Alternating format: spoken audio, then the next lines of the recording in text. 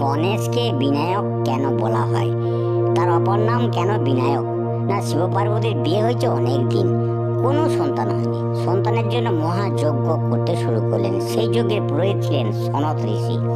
যজ্ঞের দক্ষিণা স্বরূপ শিবকেই চেয়ে বসলেন পার্বতীর কাছে। অগত্যা স্বামী শিবকেই দিতে হলো। শিব নিয়ে বগল দাবা করে সনত কুমার চলে যেতেই পার্বতীর মন খারাপ হলো। দক্ষিণা ফেরত নিয়ে তার বদলে 1,00,000 গাভী দিতে রাজি হলেন পার্বতী। কিন্তু সনত কুমার রাজি হলেন না। এতে পার্বতী আত্মহত্যা করার মনস্থ করলেন। এরূপ অবস্থায় শ্রীহরির নবকলেবরে এসে হাজির হলেন পার্বতীর কাছে। পার্বতী তাকে দেখে মনে মনে তাকেই পুত্ররূপে কামনা করলেন।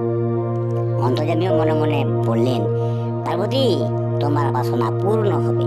সনত কুমারকে আদেশ করলেন শিবকে পার্বতীর কাছে ফিরিয়ে দিতে। তখন অন্তর্যামী নারায়ণ পার্বতীর অভীষ্ট সিদ্ধি করার জন্য ব্রাহ্মণ বেশে পার্বতীর গৃহে উপস্থিত হলেন।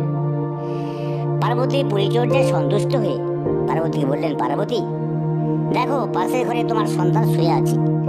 তখন পার্বতীর কাছে করে তুলে নিলেন। নায়ক ছাড়াই গণেশের আবির্ভাব বলে তার অপর নাম বিনায়ক।